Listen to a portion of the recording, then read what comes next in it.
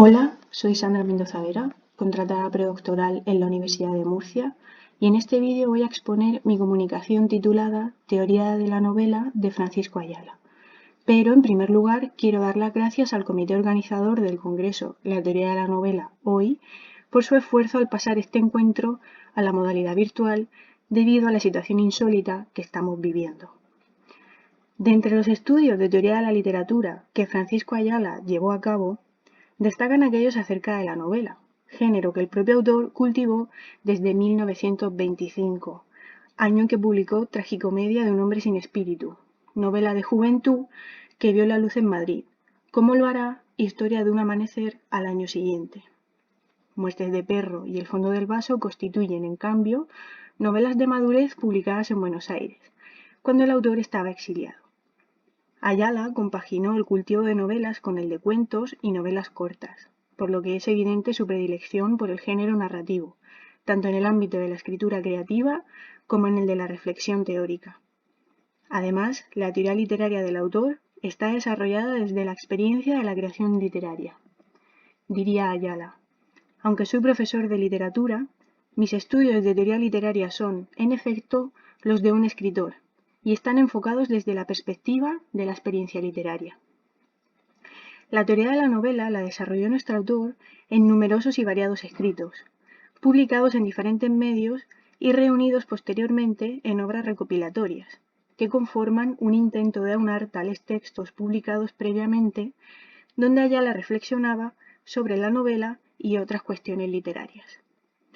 Pese a que su teoría literaria haya sido un aspecto ampliamente estudiado por la crítica, no deja de estar su teoría de la novela disgregada entre sus diferentes estudios.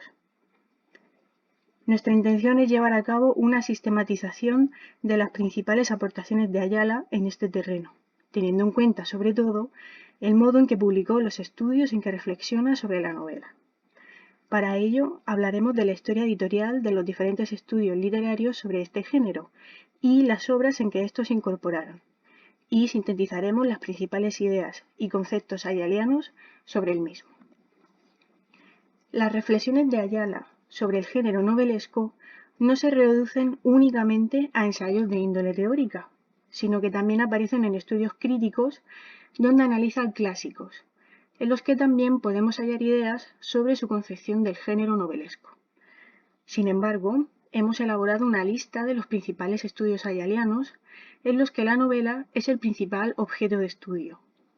Al detallar su recorrido editorial, observamos que, de manera general, estos se publicaron por primera vez en prensa o revistas literarias, españolas o hispanoamericanas, para después incorporarse junto a otros estudios en diversos volúmenes recopilatorios. Se trata de los ensayos El nuevo arte de hacer novelas estudiado en un tema cervantino, El arte de novelar y el oficio de novelista, Nueva divagación sobre la novela, Reflexiones sobre la estructura narrativa, Presencia y ausencia del autor en su obra, Biografía y novela, Lectura ingenua y disección crítica del texto literario, La novela, El novelista, Perspectivas de la novela o el cuento de nunca acabar y El lenguaje de la novela y los otros lenguajes. En la obra ayaliana hay numerosos volúmenes que recopilan estudios sobre la novela, combinados con ensayos críticos o sociológicos. Se trata de Experiencia e invención, los ensayos Teoría y crítica literaria, Confrontaciones, Cervantes y Quevedo, la novela Galdós y Unamuno, Palabras y letras, la estructura narrativa y otras experiencias literarias, Las plumas del Fénix, El escritor en su siglo y La invención del Quijote. El ensayo El nuevo arte de hacer novelas estudiado en un tema cervantino es el único de los seleccionados que aparece en Cervantes y Quevedo, Las plumas del Fénix y La invención del Quijote, obras que recopilan sobre todo estudios críticos en los que Ayala analiza la obra cervantina y de otros autores clásicos. De todas las obras recopilatorias, las que acogen mayor cantidad de estudios que tratan específicamente la novela son los ensayos Teoría y crítica literaria, la estructura narrativa y otras experiencias literarias y El escritor en su siglo. Únicamente 2 de los 10 ensayos listados, El nuevo arte de hacer novelas estudiado en un tema cervantino y El arte de novelar y el oficio de novelista, aparecieron primero en Hispanoamérica, en la revista La Torre de Puerto Rico y el periódico La Nación de Buenos Aires, respectivamente. No deja de ser significativo que todos los volúmenes recopilatorios de estudios teóricos ayalianos fueran editados en España, coincidiendo con el inicio del regreso del autor desde el exilio a su país natal. Asimismo, fue a partir de la década de los 60 del siglo pasado cuando Ayala comenzó a publicar numerosos ensayos sobre la novela, cuando el autor ya era un escritor consagrado. Pese a la ingente cantidad de obras teóricas que reúnen los estudios literarios ayalianos, el autor afirmó que la mayor parte de mi producción ensayística, y en concreto la que trata temas de teoría literaria, anda dispersa aún. La importancia de Ayala en el siglo XX como teórico literario en general y teórico de la novela en particular ha sido defendida por estudiosos de su obra. Aunque Ayala nunca se declaró adscrito a una escuela teórico-crítica concreta, varios críticos han emparentado sus reflexiones teóricas y análisis críticos con diferentes corrientes: la sociología, la estética de la recepción, la fenomenología, etc. En este contexto teórico se sitúan las principales aportaciones teóricas de Ayala sobre la novela. De las numerosas reflexiones ayalianas acerca de Cervantes, nos interesa su consideración del autor alcalaíno como creador de la novela moderna, y no por haber escrito el Quijote, sino las novelas ejemplares. Se entiende entonces que Ayala situara el origen de la novela en el Renacimiento. Desde entonces, y bajo la etiqueta de novela, se producen obras literarias de diferente calidad. Hay novelas que son verdaderas obras de arte literario y novelas que carecen de valor estético. La distinción entre ambas categorías encierra una definición de la novela. Esta no se reduce a un buen argumento que satisfaga la curiosidad de los lectores, sino que va a ser la elaboración formal la que constituya su especificidad. Este género encierra para Ayala una enorme diversidad, dado que la materia de la novela es la totalidad de la experiencia humana, y por ello la novela admite todos los lenguajes. Es en Reflexiones sobre la estructura narrativa donde Ayala propone los conceptos de autor y lector ficcionalizados. Al proyectar lo acontecido sobre un plano imaginario, el autor, sujeto antes o testigo de la acción, se transfiere él mismo a dicho plano, convirtiéndose a su vez en personaje de ficción. Es decir, que la configuración del lenguaje en que la obra está realizada lo absorbe, integrándolo a él también, en cuanto autor, en el mundo imaginario donde funcionará como elemento capital de su estructura. Del mismo modo que hay un autor ficcionalizado, existe un lector ficcionalizado, pues el destinatario es otro elemento necesario de toda comunicación, y, según Ayala, aquel que lo sea de una creación poética es imaginario, igual que su autor.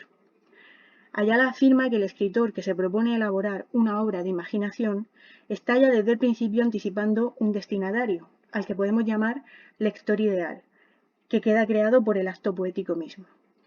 Para Ayala, todo en el texto literario es ficticio, a pesar de que los datos biográficos del autor aparezcan en él, pues una vez que han entrado a formar parte del ámbito literario, se ficcionalizan. Esta defensa de la ficcionalización del autor supone para el propio Ayala una reacción contra una crítica de tipo biográfico, que atiende a elementos externos a la obra literaria. Debemos tener en cuenta que Viñas-Piquer asimila el concepto ayaliano de autor ficcionalizado al de autor implícito acuñado por Booth en 1961. Pozzolo y Bancos propone una distinción entre autor implícito representado y no representado, siendo el primero la figura que en el texto aparece como responsable de su escritura, como autor de la misma, y el segundo la imagen del autor construida por el texto y deducida por el lector. El lector ideal o ficcionalizado del que habla Ayala no se diferencia en rasgos generales, según Villanueva, del lector implícito del que hablará Iser en 1972, o incluso del lector modelo que propondrá Eco en 1979. Viñas-Piquer halla similitudes entre el lector ficcionalizado ayaliano y este lector implícito y los conceptos relacionados con él mismo propuestos por numerosos estudiosos como Yenet. Pozzolo y Bancos también hace una distinción entre lector implícito representado y no representado. El segundo coincidiría con ese destinatario virtual del que también hablaron Iser y Eco. Debido a esta posible asociación de conceptos propios de la narratología contemporánea con los de Ayala, comprobamos lo que afirmó Viñas Piquer. Partiendo de su propia experiencia y de sus propias intuiciones, Ayala llega a desarrollar formulaciones teóricas sumamente parecidas a las que después alcanzarán gran resonancia en el ámbito de la teoría y de la crítica literarias. Al recorrer el laberinto editorial que establecen los estudios ayalianos, se vislumbra cierta unidad en la obra del autor, pues la mayoría desemboca en esos 3 volúmenes recopilatorios: los ensayos, teoría y crítica literaria, la estructura narrativa y otras experiencias literarias, y el escritor en su siglo. Los trasvases editoriales no son insólitos en la obra literaria ayaliana, y tampoco lo son en la obra ensayística. No se trata de una excepción, sino del modus operandi, que el autor sigue en sus publicaciones.